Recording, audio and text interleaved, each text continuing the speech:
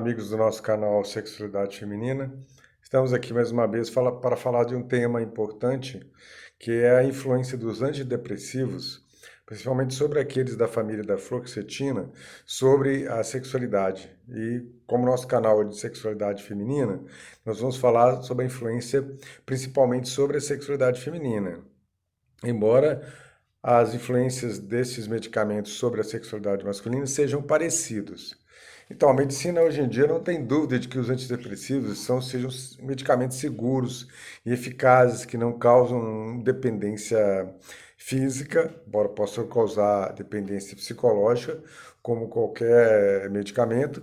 E eles também são usados não só na depressão, como também em outras síndromes psiquiátricas, como a ansiedade e várias outras doenças psiquiátricas. Síndromes de pânico, por exemplo, né? Então, a fluoxetina, quando ela foi lançada inicialmente, o primeiro nome desse medicamento era o Prozac, né? E quando foi lançado como sendo a pílula da felicidade.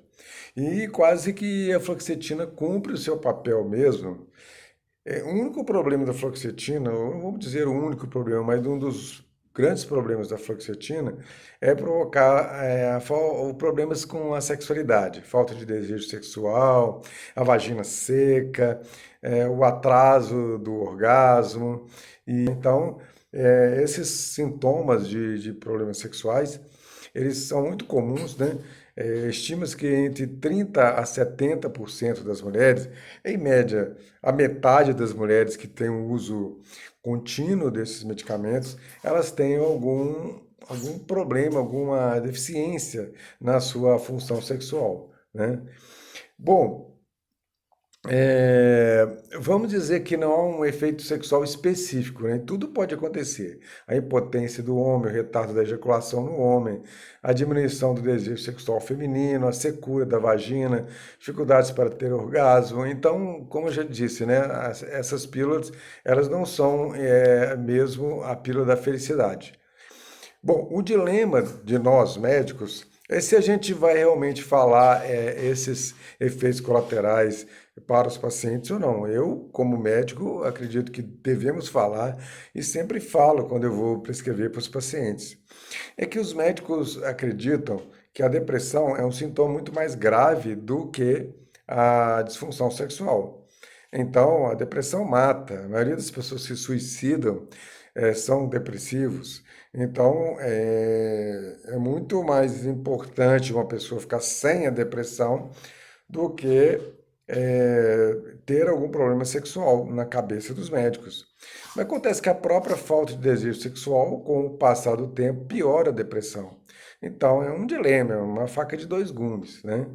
E então, vamos dizer que não existe nenhum medicamento sem efeito colateral, né? A gente sabe que todos os medicamentos têm efeitos colaterais. Eh, Como que a gente faria então para poder evitar que esses medicamentos tivessem esse efeito prejudicial sobre as mulheres? Primeiro, vamos pensar assim, né? Se são 50% das mulheres que têm problemas sexuais com os medicamentos, devemos pensar que 50% delas não têm problemas sexuais usando a medicação. Então, você não pode saber qual mulher vai ter o problema sexual ou não vai ter antes de tomar a medicação. Então, é claro que você tem que pensar nessa hipótese, mas não obrigatoriamente a mulher terá um efeito colateral, porque a sexualidade é uma coisa muito complexa, né? Há pessoas que são castradas, pessoas que retiram os ovários, homens que retiram os testículos, e mesmo assim continuam tendo uma sexualidade normal do mesmo jeito. Então, os hormônios são importantes, sim, para a nossa sexualidade, mas eles não são o único motor, a única coisa que move a nossa sexualidade. Existem muitas outras coisas que nos ajudam a viver bem a nossa sexualidade. Assim como também você tem um tanto de pessoas que não usam antidepressivos e que também, que não, tanto de pessoas que não usam antidepressivo e que ao mesmo tempo têm problemas sexuais. Então, os antidepressivos também não são a única causa dos problemas sexuais, né? Bom,